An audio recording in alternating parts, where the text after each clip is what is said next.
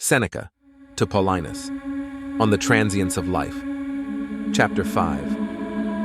Marcus Cicero, who had to be torn between Catilinus and Clodius on the one hand, Pompey and Crassus on the other, between outspoken enemies and doubtful friends, who was tossed and beaten in the waves of the whirlpool together with the sinking state, while he kept trying to save it, and in the end, sank with it, who had never known peace and happiness, nor patiently endured misfortune. How many times he cursed his hated consulship, though he himself praised it, if not without reason, at any rate without measure. In one letter to Atticus, sent when Pompey father was already defeated, but the sun was again gathering in Spain's scattered army, he simply weeps. You ask what I am doing? Hanging about in my Tusculan, half free, half slave. And then he begins to lament all his past life, to complain about his present one, looking with despair into a hopeless future. Cicero called himself half-free. But by Hercules, a wise man would never demean himself to be called by such a name. A wise man cannot be half-free. His freedom is firm and always remains inviolable. He is bound by nothing, is his own master, and is subject to no one. For who can rise above him who has risen above fate itself? Chapter 6. Livius Drusus, a very resolute man of a violent and hot temper, ventured to introduce new laws, unheard of before, and thereby brought upon the country great misfortune in the person of the two Gracchus. Surrounded by crowds of adherents from all over Italy, he did not foresee the outcome of his case, until he found himself in a position where he could not continue it, and to abandon once started is no longer in his power. Then he is said to have cursed his life. From a young age has not known a moment of peace, and expressed himself in this way. Say, he alone among the Romans, even as a small boy, did not know neither days off nor holidays. When he was still a very small child, dressed in a praetexta, he dared to speak before the court in defense of the accused, and to test the power of his influence in the forum, and, it is said, so effectively that some verdicts were determined by his speeches. What else could such an early ambition, not according to his age, have resulted in? Even then it could be said with certainty that this child's unchildish impudence and self-confidence would lead to great misfortunes, both private and public.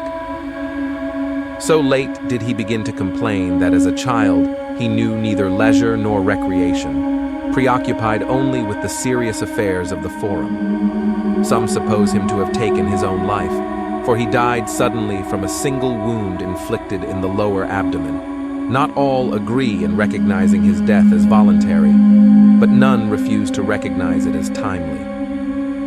Why multiply the examples of men who seemed to everyone to be the pamperers of happiness, whose words truthfully testify to their own disgust at all they had done in their lives?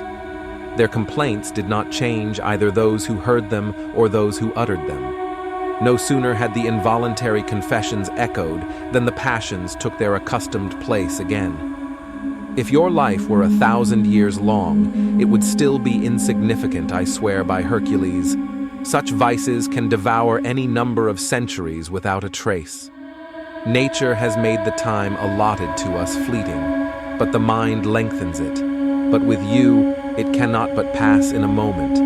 You do not try to preserve it, to hold it, to slow down the rapid running of time. You let it pass, as if you had plenty of it, and could easily recover what you have lost. How many great men, forsaking all that hindered them, renouncing wealth, duties, pleasures, gave themselves up to the age of old age, to the one occupation of learning to live. Yet most of them passed away recognizing that they had not learned how to live. What to speak of the others? Believe me, a truly great man who has risen above human delusions will not allow a minute of his time to be taken away. His life is the longest because he was free for himself for the whole of the time he had allotted.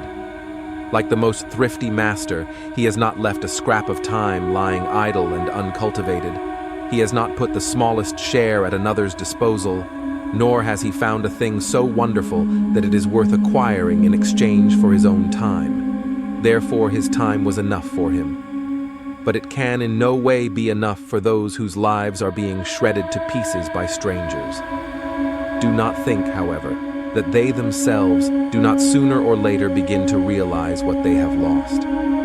Listen to the fortunate, burdened with success, and you will hear how often, surrounded by crowds of clients, in the midst of litigation or some other honorably tedious bustle, they exclaim, "I am not allowed to live." Of course they don't. Anyone who calls you a lawyer is taking your life away from you. How many days did that defendant steal from you? How many that candidate for elected office? How many that old woman tired of burying her heirs? How many that imaginary sick man who wanted to tease the greed of all those who wanted his money? How much was taken away by your overly high-ranking friend, who considers you not so much friends as household objects? Check your expenses, I say to you, and sum up the days of your life. You will see that you have only a few left, and that only those that are of no use to others. One who longed passionately for a facet 16 and finally attained the position, dreams now of folding it and repeats without end, "When will this year end?" Another dreamed of organizing games and waited a long time for the lucky lot to fall to him, and now sighs, "When will I finally get rid of them?" The third is a famous lawyer who is always in great demand at the forum, in the midst of a huge crowd of people, so that the hindquarters cannot even hear him. He wins every case he takes on and thinks, "When will the court vacations finally be over?" Everyone rushes through life at breakneck speed, hungry for the future, languishing in disgust at the present. On the contrary, he who uses every moment of his time for his own benefit, who arranges the schedule of each day as if it were his whole life, he waits for tomorrow without hope and without fear. Indeed, what unexplored pleasures can bring him the coming hour? Everything is known, he has tasted it all, and now he is satisfied. Let chance and fortune, if they please, decide the rest. His life is already out of danger. Something more can be added to it, but nothing can be taken away. So to a well-fed man you can offer another morsel, and he will take it, but without greed. So let gray hair and wrinkles do not make you think that a man has lived a long time. Rather, he did not live a long time, but a long time on earth. After all, when you meet a man who has been caught by a storm while sailing from the harbor, and the raging winds have been driving him around for a long time without taking him out of his native bay, you would not consider him an experienced sailor, would you? True. He had been at sea for a long time, but not sailing, but dangling in the waves as a plaything of the winds. Chapter 8. I never cease to be amazed to see people asking for time, and others agreeing to do so without the slightest difficulty. Yet both pay attention only to the object for which they ask for time, and neither notices the time itself. It is as if the one asked for nothing, and the other gave nothing. The most precious thing in the world is not taken seriously. They are deceived by the fact that it is incorporeal.